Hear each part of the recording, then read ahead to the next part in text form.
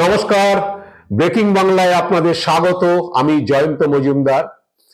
কলকাতা হাইকোর্টের বিচারপতি অমৃতা সিনহার স্বামী আইনজীবী প্রতাপচন্দ্র দেকে সিআইডি গত 1 ডিসেম্বর এবং 18 ডিসেম্বর দুদিন তলব করেছিল সুপ্রিম কোর্টের একটি মামলার নির্দেশের প্রেক্ষিতে।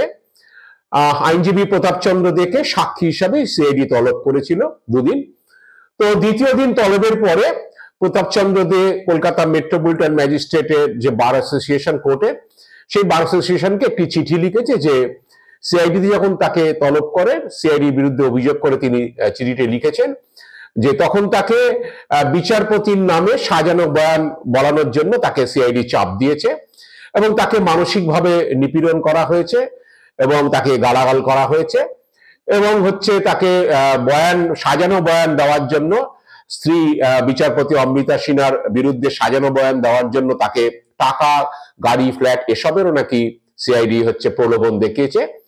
এই নিয়ে তিনি বার অ্যাসোসিয়েশনকে চিঠি লেখেন এবং পরবর্তীকালে তিনি সেই চিঠি লেখেন রাষ্ট্রপতি দ্রৌপদী মুর্মু, প্রধানমন্ত্রী নরেন্দ্র মোদী, সুপ্রিম কোর্টের চিফ জাস্টিস ওয়াই.বি. চন্দ্রচূড়, আমাদের রাজ্যপাল সিবি আনন্দ ঘোষ, মুখ্যমন্ত্রী মমতা বন্দ্যোপাধ্যায় সকলকেই সেই চিঠি লিখেছেন।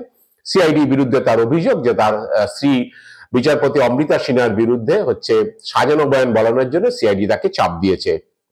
তো এই ঘটনার প্রেক্ষিতে বৃহস্পতিবার সিআইডি 2 পাতার একটি বিবৃতি জারি করেছে এবং বিবৃতিতে সিআইডি বলেছে যে এটি সর্বৈব মিথ্যা, কারণ এই ধরনের কোনো ঘটনা ঘটেনি।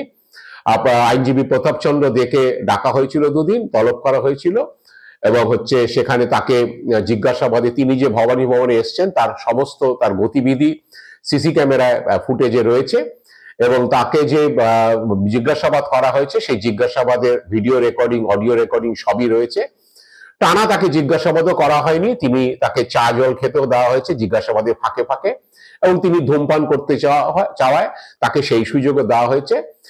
টয়লেট যেতে চেয়েছেন তাকেও টয়লেটেও যেতে দেওয়া হয়েছে। টয়লেটে ছাড়া বাকি সমস্ত জায়গার সিসিটিভি ফুটেজ এবং ভিডিও রেকর্ডিং, অডিও রেকর্ডিং সবই রয়েছে। তিনি যেসব অভিযোগগুলো করছেন এগুলো একেবারেই ঠিক নয়।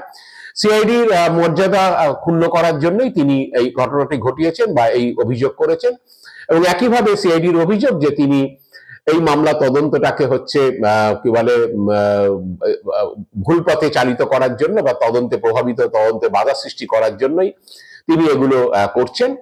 তো একই সঙ্গে সিআইডি বলেছেন যে 18 তারিখে যে তাকে ডাকা হয়েছিল, তিনি দীর্ঘক্ষণ তাকে সিআইডিতে রাখা হয়েছিল বলে যে অভিযোগ করেন যে সেটাও ঠিক না, কারণ তিনি যে সময় তাকে ডাকা হয়েছিল তার থেকে অনেক দেরিতে তিনি এসেছিলেন। তাই তদন্তকারী অফিসাররা তাদের কাজ শেষ করা পর্যন্ত তাকে রেখেছেন এবং পরে তাকে ফের 22 ডিসেম্বর আসার জন্য তাকে তলব করা নোটিশ তাকে ধরানো হয়েছে এবং তদন্তের স্বার্থে যে সময়কার ঘটনা নিয়ে সিআইডি তদন্তটি করছে সেই সময়কার ঘটনার তদন্তের জন্য তার মোবাইলটি জমা রাখতে বলেছে। এই সিআইডির বয়ান যে প্রতাপচন্দ্র দে আইনজীবী বিচারপতি অমৃতা সিনহার স্বামী, তিনি যে অভিযোগগুলো করছেন সেগুলো ঠিক না, সিআইডি পাল্টা বিবৃতি দিয়ে এদিন জানিয়েছে। তো এর পরবর্তী ক্ষেত্রে আইনজীবী প্রতাপচন্দ্র দে কি বক্তব্য এখন আমরা জানতে পারিনি, নিশ্চয়ই তিনি কিছু বলবেন বা তিনি বিষয়টি উল্লেখ করবেন। এবং সিআইডি বলেছে তাকে যাই করা হোক, তাকে ডেকে জিজ্ঞাসাবাদের বিষয়টি তাদের বিষয় নয়, এটা সুপ্রিম কোর্টের নির্দেশেই তাকে করা হয়েছে এবং সুপ্রিম কোর্ট ডিসেম্বর মাসের মধ্যেই ওই তদন্ত প্রক্রিয়া সম্পন্ন করে মুখবন্ধ খামে তার রিপোর্ট জমা দিতে বলেছে সিআইডিকে। তার প্রেক্ষিতেই প্রতাপচন্দ্র দেকে ডাকা হয়েছিল। আপনারা জানেন বিধাননগর দক্ষিণ থানার একটি মামলার প্রেক্ষিতেই সিআইডি তদন্তভার পায়। সেখানে 64 বছরের এক বিধবা তিনি সুপ্রিম কোর্টের অভিযোগ করেছেন যে তিনি এবং তার কন্যা তাদের সম্পত্তি থেকে বঞ্চিত করার চেষ্টা হয়েছিল এবং তিনি তার আত্মীয়দের বিরুদ্ধে অভিযোগ করেছেন তাদের জোর করে বাড়ি থেকে বার করে দেওয়া হয় এবং তাদেরকে মারধর করা হয়। সে মারধরের সিসি ক্যামেরার ছবিও তাদের কাছে রয়েছে। এই নিয়ে তারা সুপ্রিম কোর্টে আবেদন করেন। ওই বিধবার আইনজীবী তিনি অভিযোগ করেন যে মামলার বিবাদী পক্ষে হয়ে প্রভাব খাটিয়ে আইনজীবী প্রতাপচন্দ্র দে তিনি দুটি যে ফৌজদারি মামলা ওই বিধবা করেছিলেন সেই ফৌজদারি মামলা দুটি বন্ধ করে দেওয়ার চেষ্টা করেন এবং যাতে কোনো সুরাহা হয়, মামলা যাতে গতিরুদ্ধ হয় তার চেষ্টা তিনি করেছেন, এরকম একটা অভিযোগ করেছেন। এবং একই সঙ্গে অভিযোগ করেছেন যে শেষ পর্যন্ত ওই ফৌজদারি মামলা দুটি ক্ষেত্রে একজন ধরা পড়লো, তারপর আবার সেই মামলার তদন্ত বন্ধ হয়ে যায়, এইরকমই অভিযোগ করেছে। এবং সেই সঙ্গে তিনি অভিযোগ করেছেন যে এই মামলায় হচ্ছে ওই আইনজীবী প্রতাপচন্দ্র যে প্রভাব খাটিয়েছেন বেআইনিভাবে, তার সঙ্গে তার স্ত্রী অমৃতা সিনহারও ভূমিকা রয়েছে। তার অমৃতা সিনহার বিরুদ্ধে অভিযোগ করেছেন যে তিনি তদন্তকারী অফিসারকে ডেকে ধমকেছেন, তাকে ভর্ৎসনা করেছেন এবং বলেছেন যে দেওয়ানি বিধি যেখানে কার্যকর হয় যে মামলা, সেখানে কেন তারা ফৌজদারি বিধিতে সেই তদন্ত করছে, এই নিয়ে তাকে ধমকান, এই বিষয়ে তারা অভিযোগ করেছেন। তারই প্রেক্ষিতে হচ্ছে সুপ্রিম কোর্টের বেঞ্চ, বিচারপতি খান্না এবং বিচারপতি ভাট্টির বেঞ্চ হচ্ছে সিআইডিকে তদন্ত করে ডিসেম্বর মাসের মধ্যে মুখবন্ধ খামে রিপোর্ট জমা দিতে বলেছে। তারই প্রেক্ষিতেই আইনজীবী প্রতাপচন্দ্র দে বিচারপতি অমৃতা সিনহার স্বামীকে দুদিন সিআইডি তলব করে জিজ্ঞাসাবাদ করেছে এবং 22শে ডিসেম্বর ফের তাকে তলব করা হয়েছে। তো আপনারা জানেন যে বিচারপতি অমৃতা সিনহা সম্প্রতি নিয়োগ দুর্নীতি নিয়ে তদন্ত করছেন। তিনি একটি মামলায়, যেটা কুন্তল ঘোষ, যে মামলাটি কুন্তল ঘোষের অভিযোগের ভিত্তিতে যেটি অভিজিৎ গঙ্গোপাধ্যায় মামলাতে অভিষেক বন্দ্যোপাধ্যায় রয়েছেন কিনা তাকে যুক্ত করেন এবং সেই মামলা তদন্ত সুপ্রিম কোর্ট ঘুরে অমৃতা সিনহার বেঞ্চে আছে। অমৃতা সিনহা সেই নিয়োগ দুর্নীতির মামলা তদন্ত করছেন এবং নিয়োগ দুর্নীতির মামলা তদন্ত করতে গিয়ে হচ্ছে তিনি ইডিকে অনেকবার ভর্ৎসনা করেছেন, ইডির তদন্তকারী অফিসারকে বদলেছেন এবং প্রচুর পর্যবেক্ষণে তিনি নানান ধরনের মন্তব্য করেছেন। সেই নিয়ে সারা রাজ্য জুড়ে হইচই পড়েছে, মিডিয়াতে হইচই হয়েছে। এবং হচ্ছে অমৃতা সিনহা ইডিকে সময়সীমা বেঁধে দিয়েছেন কোনো কোনো সময়, এবং একই সঙ্গে তিনি অভিষেক বন্দ্যোপাধ্যায় তার পরিবারের সম্পত্তির হিসাব পুঙ্খানুপুঙ্খ চেয়েছিলেন। সেই বিষয়ে ইডি যথাযথ রিপোর্ট দিতে না পারে ইডিকে তিনি ভর্ৎসনা করেন। পরবর্তীকালে ইডি আবার ফের অভিষেক বন্দ্যোপাধ্যায়কে তলব করে তার সম্পত্তির হিসাব নিয়ে, এবং লিপস অ্যান্ড বাউন্স সংস্থা, যে সংস্থায় অভিষেক বন্দ্যোপাধ্যায় তার বাবা মা যুক্ত, সেই সংস্থার সমস্ত ডিরেক্টরদের সম্পত্তির পুঙ্খানুপুঙ্খ হিসাব ইডিকে জমা দিতে বলেছেন অমৃতা সিনহা। ইডি সেসব পুঙ্খানুপুঙ্খ হিসাব বিচারপতি অমৃতা সিনহার বেঞ্চে জমা করেছেন। তো অমৃতা সিনহার এই নিয়োগ দুর্নীতি নিয়ে হচ্ছে তদন্ত নিয়ে তার পর্যবেক্ষণ, তার ইডিকে মামলার নজরদারির বিষয়ে তার মতামত, এইসব বিষয়ে খুব আলোচনার কেন্দ্রবিন্দু হয়ে উঠেছেন তিনি।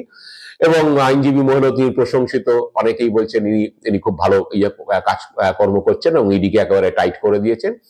তো এইরকম যখন চলছে, সেই সময় যে এরকম ঘটনা ঘটবে, আইনজীবীদের একাংশ মনে করছেন যে ঝুলি থেকে যে বেড়াল বেরিয়ে পড়বেন তা হয়তো প্রতাপচন্দ্র দে, আইনজীবী অমৃতা সিনহার স্বামী বা অমৃতা সিনহা নিজেও বুঝতে পারেননি যে তার স্বামীর বিরুদ্ধে এরকম একটা অভিযোগ সুপ্রিম কোর্টে দায়ের হবে বা অমৃতা সিনহার বিরুদ্ধে সুপ্রিম কোর্টে দায়ের হবে।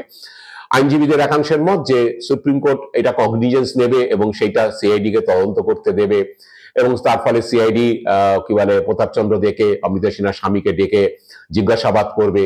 এরকম পরিস্থিতির শিকার হতে হবে বা এরকম পরিস্থিতির মধ্যে পড়তে হবে, সেটা বোধহয় বিচারপতি অমৃতা সিনহা বা তার স্বামী কেউই হয়তো বুঝতে পারেননি যে সুপ্রিম কোর্ট কগনিজেন্স নিয়ে এরকম একটা করবেন। তাই হয়তো তাদের মত, তাই হয়তো এখন প্রতাপচন্দ্র দে বিষয়টাকে তো গিলতে পারছেন না, যদিও তাকে সাক্ষী হিসাবেই তাকে ডাকা হয়েছে। কারণ সুপ্রিম কোর্ট ইতিমধ্যেই ওই তদন্তের নির্দেশ সিআইডি কে দেওয়ার পরে বলেছিলেন যে প্রতাপচন্দ্র দের বিরুদ্ধে কোনো কোয়ার্সিভ অ্যাকশন, মানে কঠোরতম কোনো পদক্ষেপ তারা করতে পারবে না।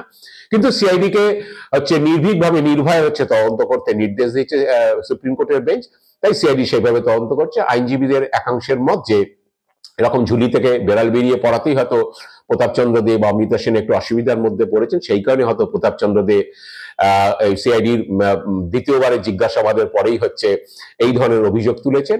তবে সিআইডি আধিকারিকদের বক্তব্য, মানে কারো কারো বক্তব্য যে আমরা জানি যে উনি আইনজীবী, তাই উনি কোনো না কোনো জায়গায় তিনি কোনো ফোরামে তিনি অভিযোগ করতেই পারেন, কিন্তু যেহেতু সুপ্রিম কোর্টের নির্দেশে তারাই তদন্তটি করছেন এবং সুপ্রিম কোর্ট পর্যন্ত তিনি বিভিন্ন জায়গায় বিভিন্ন ক্ষেত্রে অভিযোগ জানালো, তারা একজন আইনজীবীকে কিভাবে হচ্ছে তাকে জিজ্ঞাসাবাদ করতে হয় এবং কি কি পদ্ধতি রাখতে হয়, গ্রহণ করতে হয়, সেই কারণে তারা video recording, audio recording, CC camera footage সমস্ত সংগ্রহ করেই হচ্ছে তারা করছেন। এবং তাদের মত যে সিআইডির মর্যাদা ক্ষুণ্ণ করে লাভ কিছু হবে না, কারণ হচ্ছে সিআইডি এক আধিকারিকের বক্তব্য যে সুপ্রিম কোর্ট যদি আমাদের কাছে জানতে চায় যে কি এক্স্যাক্টলি হয়েছে, এরকম ধরনের কিছু ঘটনা ঘটেছে কিনা, আমরা তার পুঙ্খানুপুঙ্খ নথি এবং পুঙ্খানুপুঙ্খ প্রমাণ আমরা হাজির করতে পারবো সুপ্রিম কোর্টে। সেই রকম ভাবেই হচ্ছে প্রতাপচন্দ্র দেকে জিজ্ঞাসাবাদ করা হয়েছে। সমস্ত রেকর্ডিং তারা রেখেছেন, রেখে তারা দেখিয়ে দিতে পারবেন যে কোনোভাবেই তিনি যে অভিযোগগুলো করছেন কোনোভাবেই তাকে সেটা করা হয়নি। সেই রকম ভাবেই তারা কোমর বেঁধে নেমেছেন, কারণ যেহেতু তিনি বিচারপতির স্বামী এবং হচ্ছে তিনি পেশায় আইনজীবী, তাই আইনজীবীদের কি করে জিজ্ঞাসাবাদ করতে হয় সেটা সিআইডি আধিকারিকরা জানেন, কারণ তারা দীর্ঘদিন ধরে এই ধরনের কাজ করছেন। পোরখা অফিসাররাই এই মামলাটি তদন্তর দায়িত্বে রয়েছে। তো সুতরাং প্রতাপচন্দ্র যে যেখানেই যেই ফোরামেই তিনি, রাষ্ট্রপতি থেকে শুরু করে যেই ফোরামেই তিনি অভিযোগ জানান না কেন, তাদের হাতেও অস্ত্র রয়েছে যে সেটা কমব্যাট করতে হয় কিভাবে। যদি সুপ্রিম কোর্ট তাদেরকে বলে যে এক্স্যাক্টলি কি হয়েছে, তারা সেগুলো দিতে তৈরি এবং প্রস্তুত।